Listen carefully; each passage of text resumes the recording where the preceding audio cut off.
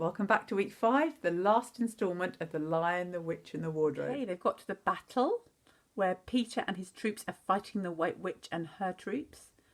When they arrived, there were statues dotted all over the battlefield. The witch had clearly been using her wand.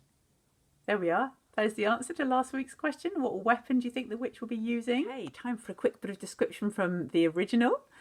So Lucy and Susan and all the others have been riding across Narnia to get to this battle. Lucy heard a different noise, one which gave her a queer feeling inside. It was a noise of shouts and shrieks. So shouts and shrieks, screams, and of the clashing of metal against metal. Then they came out of the narrow valley, and at once she saw the reason. There stood Peter and Edmund and all the rest of Aslan's army fighting desperately against the crowd of horrible creatures whom she'd seen last night. Only now, in the daylight, they looked even stranger and more evil and more deformed. There also seemed to be far more of them. Peter's army, which had their backs to her, looked terribly few. And there were statues dotted all over the battlefield. So apparently the witch had been using her wand. But she did not seem to be using it now. She was fighting with her stone knife.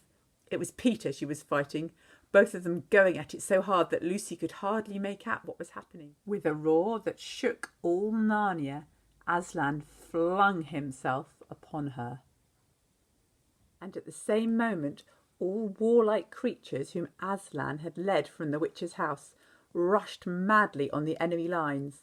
Dwarves with their battle axes, dogs with teeth, the giant with his club, and his feet also crushed dozens of the foe, unicorns with their horns, centaurs with swords and hoofs. And Peter's tired army cheered, and the newcomers roared, and the enemy squealed and gibbered. Look, do you remember gibbered from last week? Till the wood re-echoed with the din of that onset. So, din is like a loud racket. Maybe in wet play, someone might come in and say, what is this din? What is this racket, this noise? And then onset is kind of like start or the kind of attack. So you can see which ones here have been turned to stone. So hopefully Aslan will breathe on them. Now Edmund is horribly wounded. I don't know if you can see him in this picture. There's Peter fighting. So you can see if it's got the head of a beast, then like the Minotaur last week, it's going to be on the bad side. So some people are really badly injured and wounded, and Aslan can breathe on the statues and return them to life. But what about the people who are badly injured? Do you remember any gifts that Lucy might have got from Father Christmas that might help? Look, here are Lucy and Susan watching the battle. Is this a giant or something else who's fallen? Most of the enemy was killed in the first charge, and when the rest saw that the witch was dead, they either gave up or fled, ran away. Peter looked pale and much older. The next thing that Lucy knew was that Peter and Aslan were shaking hands. It was strange to her to see Peter looking as he looked now. His face was so pale and stern, and he seemed so much older. It was all Edmund's doing, Aslan, Peter was saying. We'd have been beaten if it hadn't been for him. The witch was turning our troops into stone right and left, but nothing would stop him. He fought his way through 3 ogres to where she was just turning one of your leopards into a statue. And when he reached her, he had the sense to bring his sword smashing down on her wand, instead of trying to go for her directly and simply getting made a statue for himself for his pains. That was the mistake all the rest were making. Once her wand was broken, we began to have some chance. If we hadn't lost so many already. He was terribly wounded. We must go and see him. They found Edmund in the charge of Mrs. Beaver a little way back from the fighting line. He was covered with blood, and his mouth was open, and his face a nasty green colour. "Quick, Lucy," said Aslan. And then, do you remember this? Almost for the first time, Lucy remembered the precious cordial that had been given her for a Christmas present. Her hands trembled so much that she could hardly undo the stopper, but she managed it in the end and poured a few drops into her brother's mouth. "There are other people wounded," said Aslan. while she was still looking eagerly into Edmund's pale face and wondering if the cordial would have any result. "Yes, I know," said Lucy crossly. "Wait a minute." "Daughter of Eve," said Aslan in a graver voice. "Others also are at the point of death. Must more people die for Edmund?" "I'm sorry, Aslan," said Lucy, getting up and going with him. And for the next half hour they were busy, she attending to the wounded, while he restored those who had been turned into stone. When at last she was free to come back to Edmund, she found him standing on his feet, and not only healed of his wounds, but looking better than she had seen him look, for ages. In fact, ever since his first term at that horrid school, which is where he had begun to go wrong. He had become his real old self again, and could look you in the face. And there on the battlefield, Aslan made him a knight. Do you remember how Peter got made a knight when he'd killed the wolf? Where he knelt down and Aslan put his sword on his right and left shoulder. "Does he know," whispered Lucy to Susan, "what Aslan did for him? Does he know what the arrangement with the witch really was?" "Hush, no, of course not," said Susan.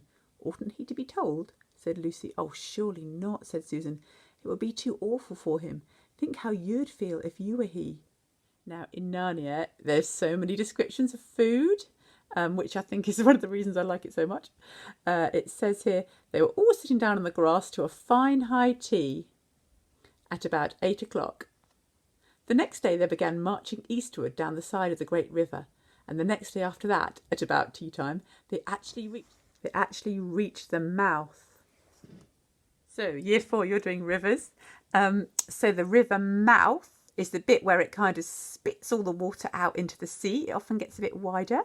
I love to go to Abersoch, a place in Wales, and Aber is the Welsh word for mouth of, and then the river Soch, Abersoch. So mouth, the river mouth. And if you remember, this beautiful palace of Cair Paravel is just right down by the sea. Look here, Christian Birmingham has done Cair Paravel in the sunset or the sunrise at the river mouth. I think this must be the river coming past here, looking very attractive, slightly medieval with all these pennants, all these flags flying from the turrets. Lovely. The castle of Cair Paravel on its little hill towered up above them. Before them were the sands with rocks and little pools of salt water and seaweed and the smell of the sea and long miles of bluish-green waves breaking forever and ever on the beach. And oh, the cry of the seagulls. Have you heard it? Can you remember? It's funny how when C.S. Lewis was writing in 1950, you only ever did hear seagulls at the sea. You know that the noise they make, that kind of ah, ah, ah, very kind of wild cry. But now you hear it in cities all the time. You might hear it today. Right. Inside Cair Paravel, do you remember that prophecy about when Adam's flesh and Adam's bones sit on the throne? The evil days will be over and done. To make it rhyme. Well, in the great hall, all hung with peacock's feathers, Aslan solemnly crowned the children and led them to 4 thrones amid shouts of "Long live King Peter! Long live Queen Susan! Long live King Edmund! Long live Queen Lucy!" That night there was a great feast, but in the middle of it all Aslan quietly slipped away. And when the kings and queens noticed that he wasn't there, they said nothing about it, for, as Mr. Beaver had warned them, he'll be coming and going. He's wild, you know. Not like a tame lion. You know, a tame thing is like a pet that you can make it do what you want. Whereas Aslan, he's the opposite of that. You can't make him do what you want. He just does what he decides. He's a proper wild animal. But you can trust him because he's good. So, coming towards the end now. And so the years passed. Peter, Susan, Edmund and Lucy reigned over Narnia well and were loved by all.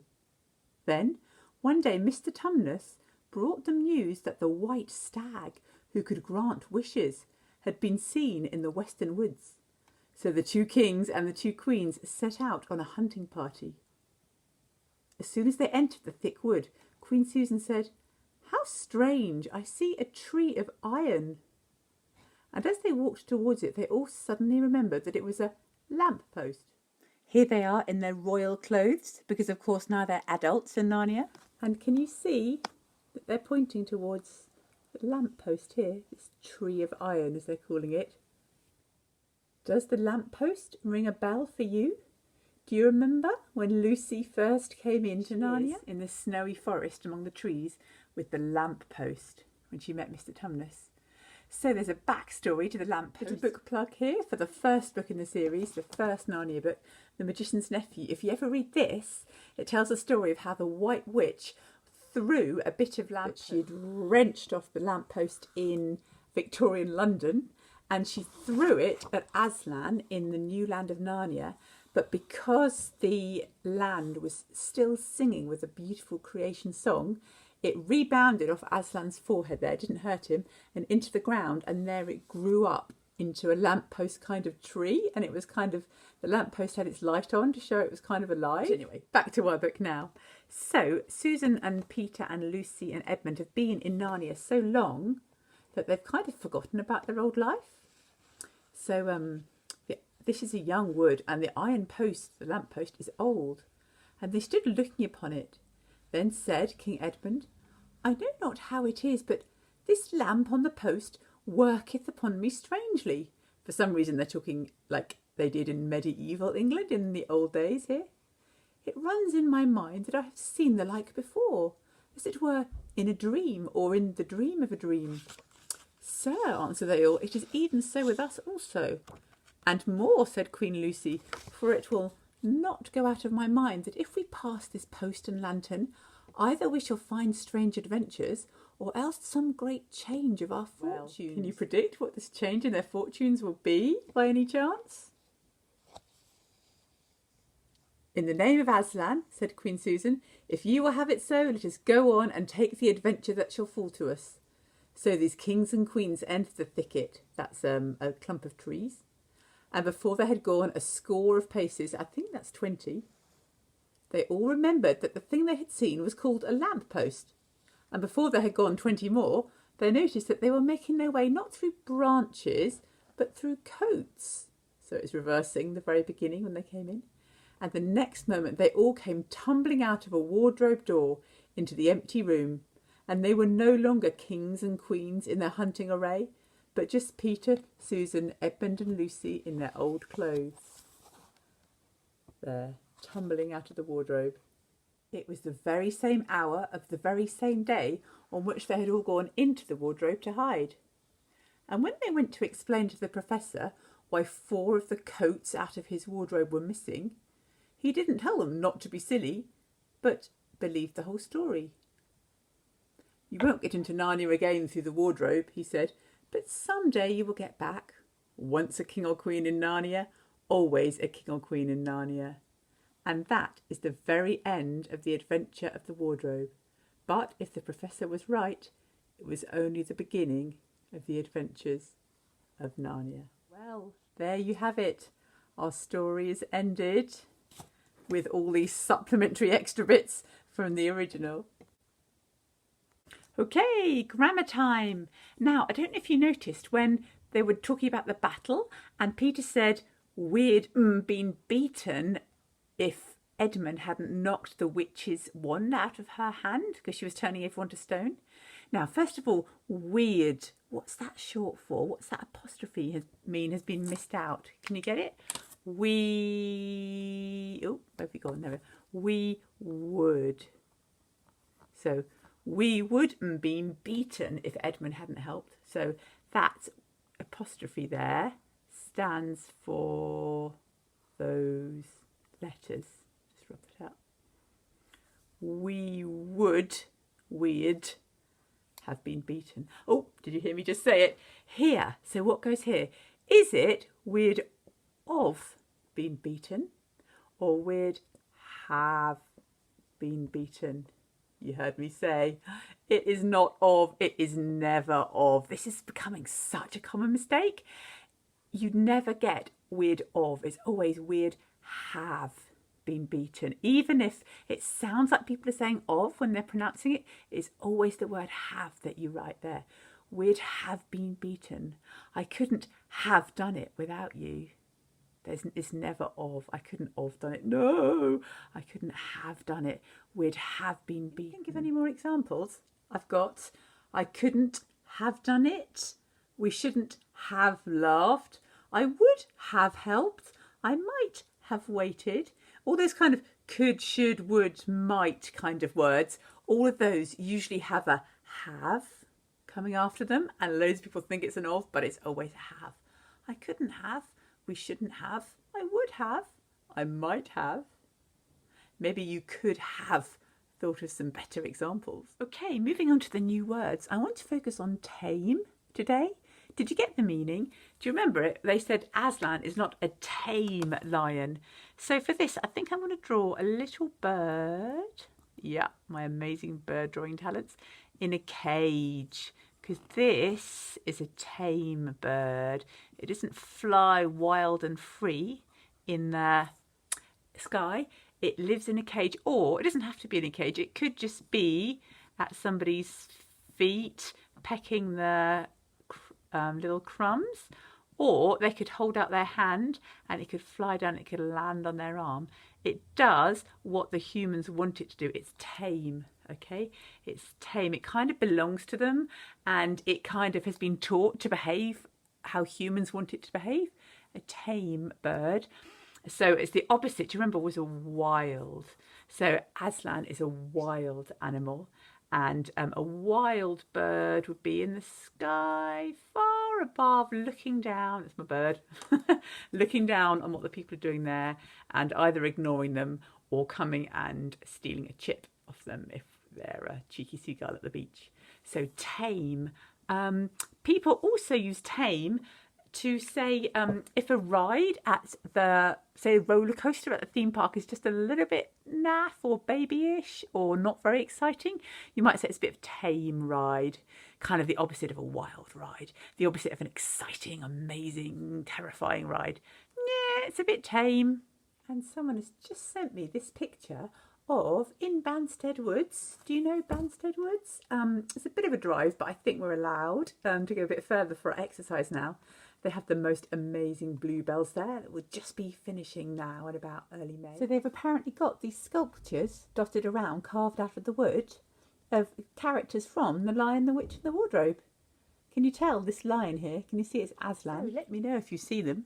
Right, ta-da! Quiz time. 1, 2, 3, 4, 5 in your book or on a bit of paper or in your brain. Okay, question number 1. When Edmund had fought really bravely on the battlefield and had come back from his injuries and was feeling okay again, what did Aslan do that was kind of a bit special for him to recognise how he changed? And linked to that, question 2, how did Edmund feel better? What was it that Lucy did or gave him that helped him to recover from his injuries? And 3, again on Edmund, what was it that had made him go wrong in the first place? It said, ever since he'd begun to go wrong, beep, beep, beep, beep. And so when he had the special beep from Lucy, what was it that kind of undid all the bad that had started in his life and all the bad of the witch's enchanted Turkish delight? This thing from Lucy, that was the answer to question 2, healed Edmund since he'd begun to go wrong, beep, beep, beep, beep. Okay, question 4 was, where is Cair Paravel? It was on the which bit of the river? Okay, and the last one was, what is the animal that they were following? Question 5, what animal did Peter, Susan, Edmund and Lucy follow when they were hunting? Because they heard it might give you wishes, and then that led them to the lamppost, which took them back to our world. So, pause it if you need any more time. Number 1 was that Edmund was knighted on the battlefield. Aslan put his sword on his shoulder and said, "Arise, Sir Edmund." Question 2, it was Lucy's cordial that healed him. Do you remember? It was in like a little glass bottle, and it was the magic cordial made of the fire flowers from the land of the sun. It had a little stopper in the top, and that's what she used to make everyone better when they were very badly injured after the battle. And then number 3, it was Edmund was healed of ever since he'd started to go wrong at that awful Remember school. it said, ever since his first term at that horrid school, which is where he'd begun to go wrong, he'd become his real old self again. I think that's really lovely how he was healed by Lucy's cordial, some kind of enchanted liquid, from where he'd started to go wrong, and he'd eaten the witch's enchanted So it's Turkish kind of a delight. lovely full circle. Edmund goes wrong at the beginning and eats the enchanted Turkish delight, and then he's healed by drinking the enchanted healing cordial. Okay, question 4. There's Cair Paravel. It was down on the mouth of the river, down by the sea there. So anything you put along those lines? Mouth of the river. It said that it was the Great River, and it was on the coast because there was all that description of the sea. Then the last question was which animal? It was a white stag. So that's a male deer. Very kind of glorious, majestic animal. And it's got these big antlers that come up, and stags are Very majestic there. Okay, now each week I've been just guessing which words are new for you and which word you need explaining. This week I'll do something slightly different, and I'm just going to write down all the words I could think of that might be new to you, and you can tell me which ones actually you would like me to pick up on and explain. So we had shrieks. That's I-E there. Shrieks, that was the battle sound, the shouts and shrieks. And then obviously we had the mouth of the river. Hopefully you've got that now. And I picked up on tame. And then it said Aslan flung himself into the battle, onto the White Witch. And it said the enemies fled. And then it talked about the giant's club.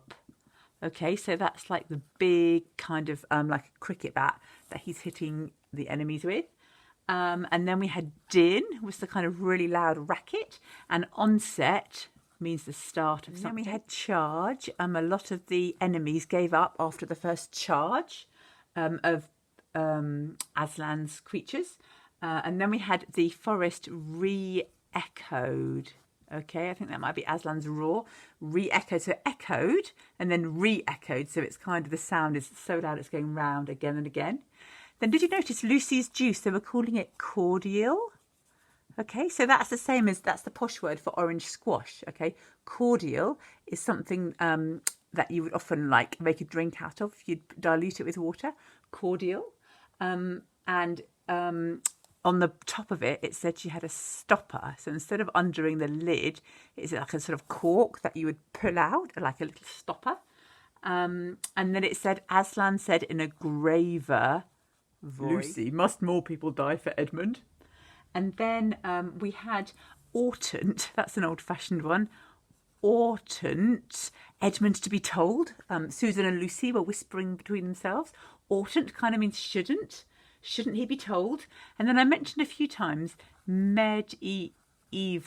Okay, so that's like old-fashioned history in England. That's the time just before the Tudors. So after the Romans and the Vikings and before the Tudors is medieval times. And I said that their castle had turrets, kind of like the time of maybe King Arthur. And pennants, I mentioned, which are little When I was in flags. Brownies, we carried pennants, which were kind of smaller flags. Do you remember this picture? We talked about the turrets. I just mentioned them quickly, are those towers. And then the pennants are these little flags that are coming off them. Aslan said something solemnly, okay? Tricky because it's got the M-N next to each other, which is quite unusual. Solemnly. You don't actually hear the N. Solemnly. And a last one, the thicket. So they were in, it's like a bunch of trees and brambles, and it's quite hard to sort of push your way into them. Oh, and the very, very last one, it said that they were in their hunting array, which array is not like in maths when you've got the times tables laid out in an array, like a baking tray. This is array like their clothes. Right, totally whistle stop tour. I'll just hold that up for 2 seconds in case you want to pause the video and write down any of these that you want me to go over. Okay, 25 minutes is up. Have a great week. Bye.